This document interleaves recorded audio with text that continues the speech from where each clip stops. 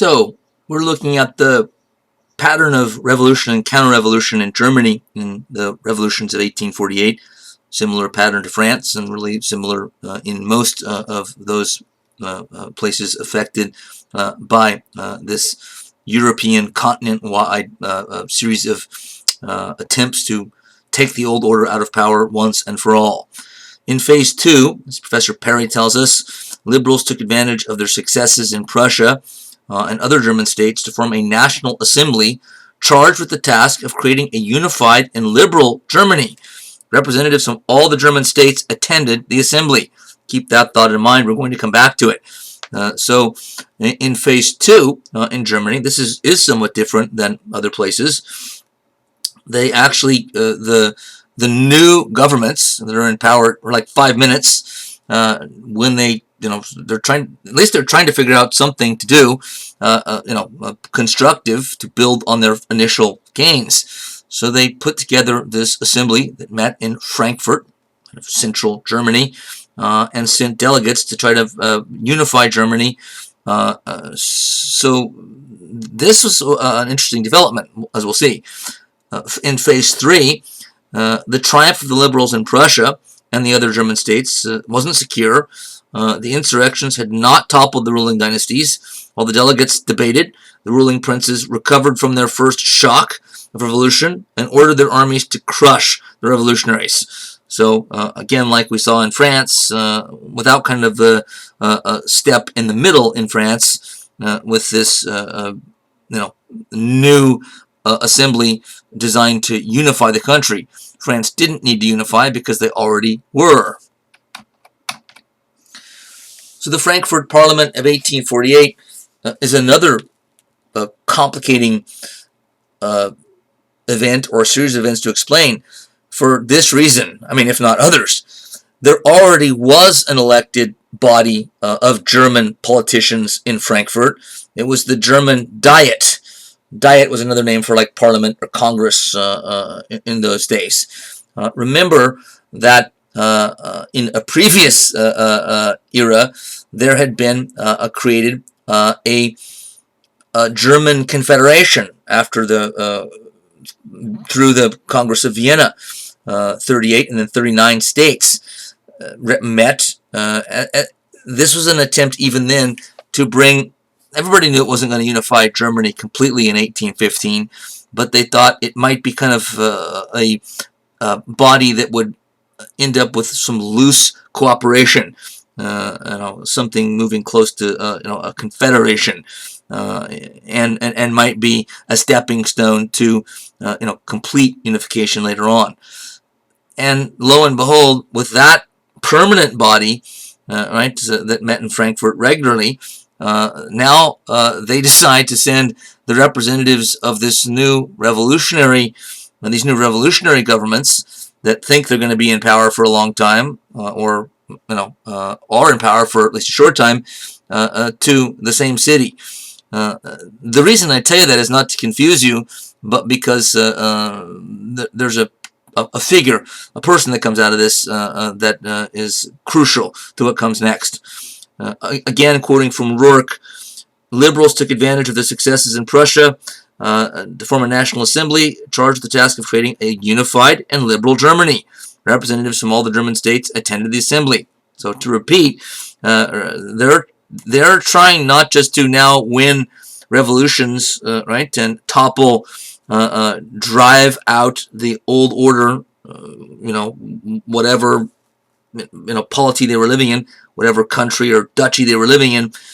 They're now trying to unify together permanently and say, forget it's not enough just to drive out and carry a successful coup revolution, the old order kings and princes, but we're now going to unite Germany permanently as one political unit. So it's ambitious, to put it mildly.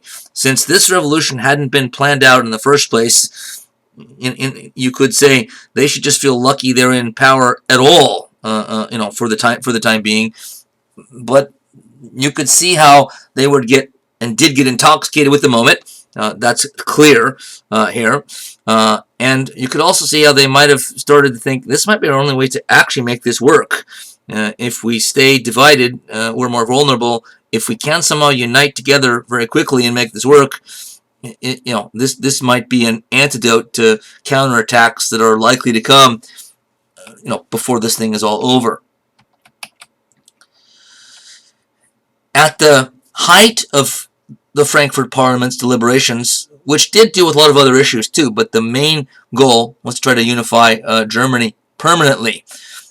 In the fourth phase, and now I'm back to quoting from Mike Rappaport's book on the revolutions of this year, the king hated the idea of being emperor of the German people, the formal imperial title, which suggested that he would owe his position not to God, but to the unwashed multitudes. He joked with his courtiers, calling the imperial crown a sausage sandwich. What is that supposed to mean? It means he's sort of saying that, the average, disgusting people eat these, sandwiches. Ugh, a king doesn't eat sandwiches, especially sausage sandwiches. So he's joking, saying that the crown is a sausage sandwich, and it's a gift from the master butcher and master baker. Right now he's mocking butchers and bakers and saying that they're giving me a crown. They're inviting me to be king. In darker moments, he scowled that the crown was, quote, the dog collar with which people want to chain me to the 1848 revolution. A pig's crown, and a crown from the gutter, the most famous of all the quotes that came from him, which he actually said, when the new Prussian parliament accepted the German constitution, he dissolved both chambers of his own Prussian parliament, and a week later issued his formal rejection of the German crown. Ominously, he also promised military help to any German state or government that chose to repudiate this new constitution calling for the unification of Germany. The decision by the Prussian king shook the Frankfurt Parliament to its core and sent shockwaves through Germany. The political tensions had already been stretched to the limit. Now they snapped. And the whole thing came crashing down like a house of cards. Not only did unification not work, but the Frankfurt Parliament basically was smashed to bits and pieces out of this. With the King of Prussia, right?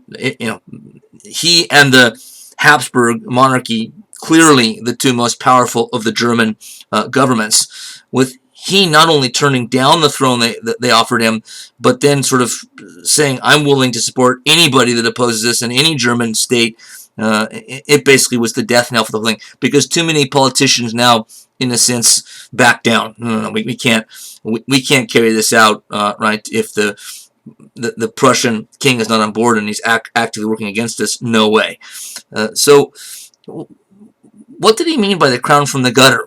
If it's not clear from that and the other quotes, he's saying that I'm not going to accept a crown that comes from the representatives of the public, right? Because that would indicate that I owe my position as emperor of a united Germany to the people.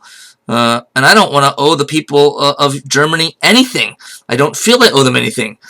So he's saying it's like popes and major leaders that would offer me a crown, but not the average citizens. That's disgusting and it's insulting. So the crown from the gutter. So the Frankfurt Parliament was so polarized after that. Some wanted to go forward aggressively, some putting on the brakes completely, and they couldn't get the necessary support. Game over. Done. And this, in a sense, was the end of the revolutions as a whole in Germany, with the keeping in mind that also includes counterattacks by the old regime governments taking their capital cities back at around this same time, or just after. So why did I focus on, when we talked about the convening of this parliament, that there were two legislative bodies here in 1848, one permanent, one just for this year.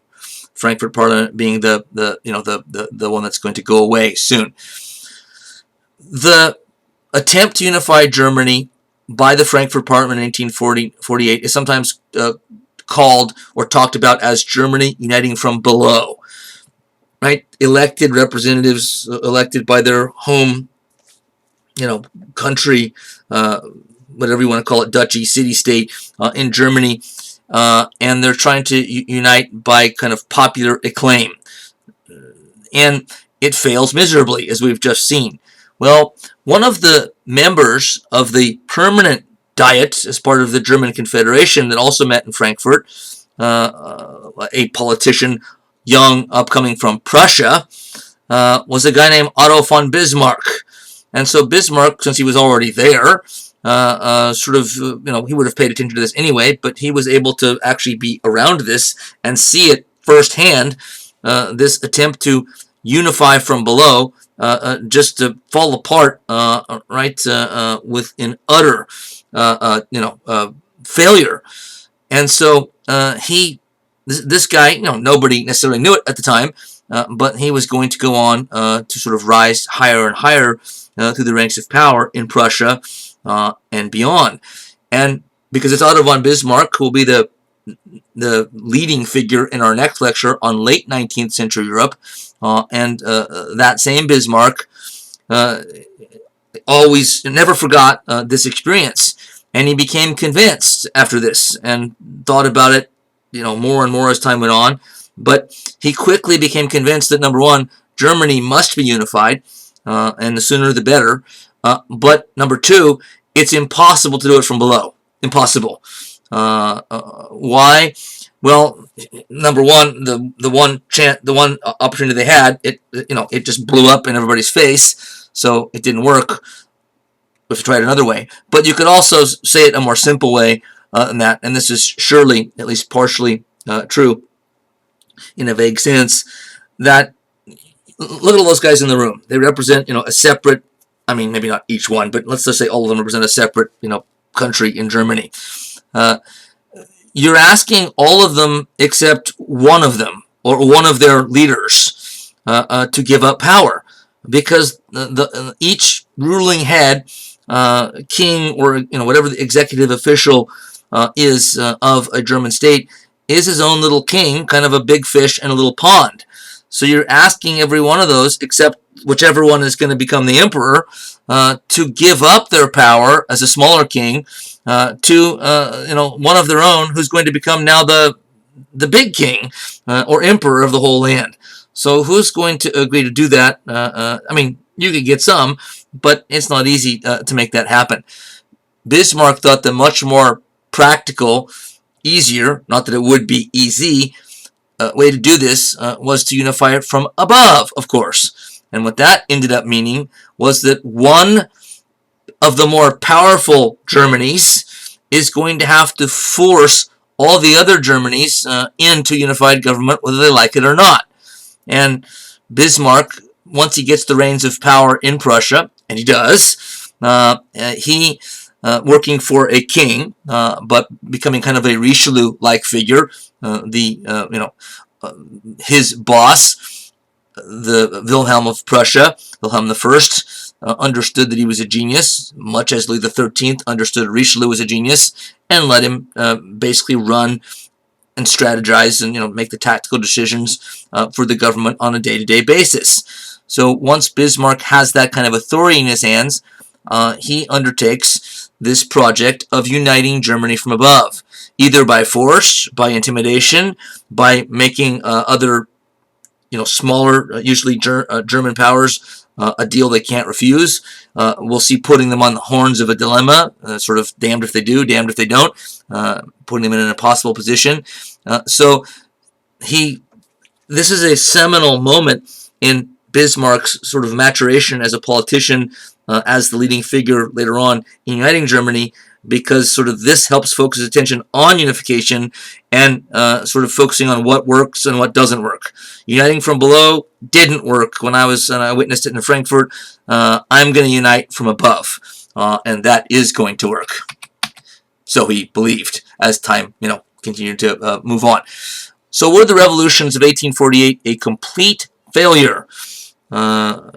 a cartoon caricature on the left of its failure overall, which is kind of funny to look at if you glance at it further, but we won't here. I guess you can as I talk. Back to Mike Rappaport in our last sort of wrap-up here. The revolutions were seen subsequently as failures, but one should not be too pessimistic. The events of 1848 gave millions of Europeans their first taste of politics. Workers and peasants voted in elections and even stood for and entered parliament. The civil liberties that flourished all too briefly in that year also provided Europeans with the free space in which they, including women, were politicized through participation in political clubs and workers' organizations. That some of these were conservative rather than liberal or radical does not weaken the argument, for conservatism was in itself a political stance that many members of the masses consciously took. Perhaps the most important achievement was the abolition of serfdom, of the compulsory labor services and dues enforced against the peasantry. Quite besides the social and economic implications of this reform, it had an important long-term political impact. It enhanced the power of the state at the expense of the landed nobility. For, along with ending peasant servitude, the emancipation of serfs, the poorest off of the peasants, entailed the destruction of the nobles' judicial rights over peasants, who would henceforth live under the immediate jurisdiction of the state. The nobles would no longer act as intermediaries between the peasants and the government, but rather the peasantry now shared the same legal and civil rights as other subjects. In the long run, this paved the way for them to become fully integrated citizens of the modern states. I haven't really harped on this subject too much, since we saw in France serfdom, or the last vestiges of serfdom, end in 1789, the night of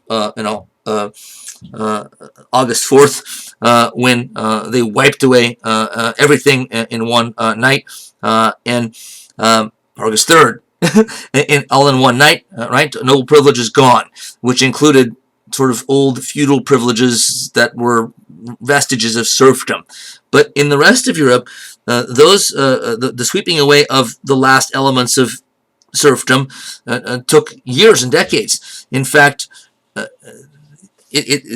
most of them are gone here because of this revolution. So that's what this author is saying. This is clearly, even though they failed overall, the fact that serfdom is gone for most of Germany and the rest of Europe from this point forward is clearly a step in a democratic direction and a modern direction.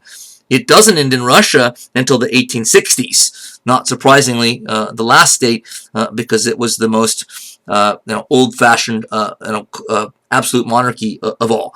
So I haven't come back to serfdom very much until right now. So I'm kind of updating quickly on the fly here.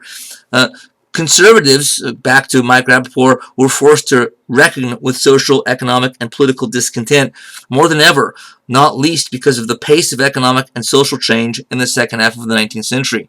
Some conservatives were realistic enough to recognize this shortly after the collapse of the liberal regimes. The German historian Leopold von Ranke told one of Frederick William IV's advisors that, quote, "the storms of today must be met with the institutions of today." And many later reforms were adopted from among those put forth in 1848 by the revolutionaries. So this is a fancy way of saying that in Germany, like we saw in other places, even in Great Britain, where change happens through the political process already, that the smart conservatives start to realize we're going to have to work within the system here to sort of make things happen and make things work. So, the storms of today met with the institutions. Meaning we don't meet storms with violence.